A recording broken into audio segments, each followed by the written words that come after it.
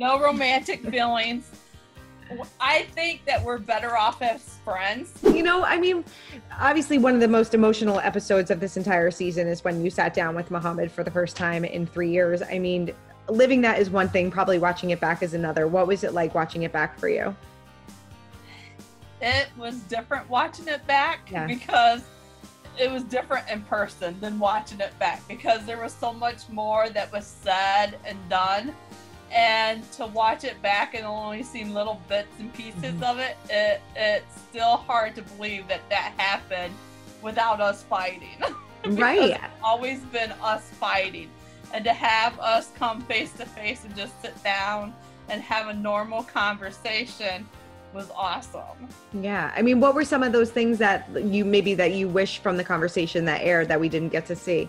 Him asking about my kids and how my kids were, and him just telling me that he appreciated me, because he even said it during that conversation too, and that the overall friendship that we have grew over since we've been back in contact. So you have stayed in contact with him? Yes. And things have been good? Yes. Any romantic feelings for him anymore then? No romantic feelings. I think that we're better off as friends. Yeah. We're very supportive of each other, and we're just better off as friends. I mean, he's supportive of my schooling, and I'm supportive of his job, because I think what helps me to communicate with Mohamed is my dad used to be a truck driver. Okay. And I talked to him about his trucking job. Yeah. And I ask him different questions about what it's like now compared to when my dad was a truck driver, and it has totally changed. Yeah, I mean, did you ever think that 3 years later that you would have this friendship with him? Did you ever think that would happen? I never thought that it would happen. Yeah. But he's grew over the years. He's in his 30s now, and they say guys mature later.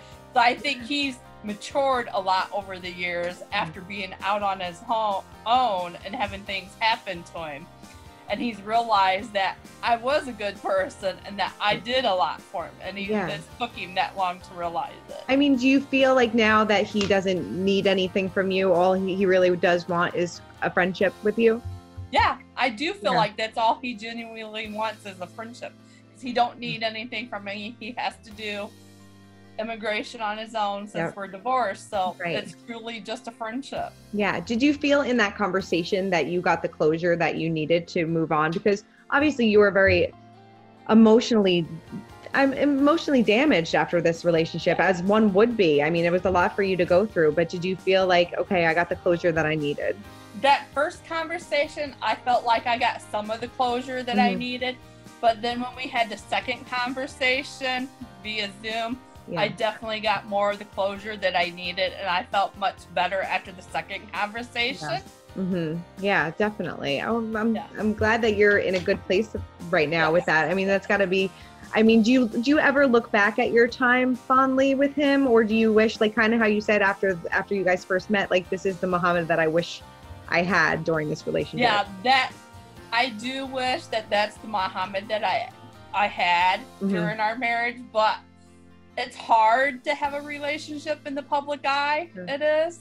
And that's one of the things that we've learned, that it's very hard to keep a relationship. And that's one of the things that we've done now. We've kept people out of our friendship, and we keep everything between me and him. Do you feel like did he ever give you the apology that you felt you deserved? Because I know, he said that he made you feel a certain way, but he never kind of tiptoed around the apology. But do you feel like you got the apology that you deserved?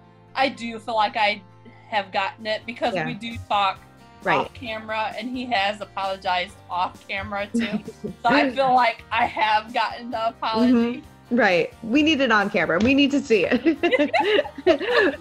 But do you feel like now going into new relationships, like you'll be able to stand up for yourself and, tell a partner exactly what you need and what you want?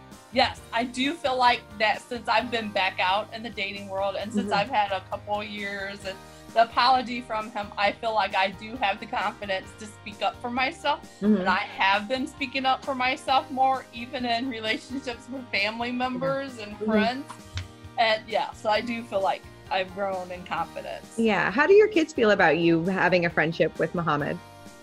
They're okay with it. They are. I mean, my youngest daughter is the one who sees more of the interaction because she lives with me, and she's okay with it. He actually wants to meet up with her because those two had a friendship when me and him were married, and he's really fond of her, and he's always asking about her. So yeah. How often do you talk? A couple times a week. Okay. Yeah. Yeah, he's asking about my schooling because he's very happy that I'm in school. And I mean, we just talked yesterday, and because I was asking how he was, because I knew he was going to Nebraska. And he was asking how my school was, and I told him I had a test today, and I sent him the screenshot of the test today, but I haven't heard back from him yet.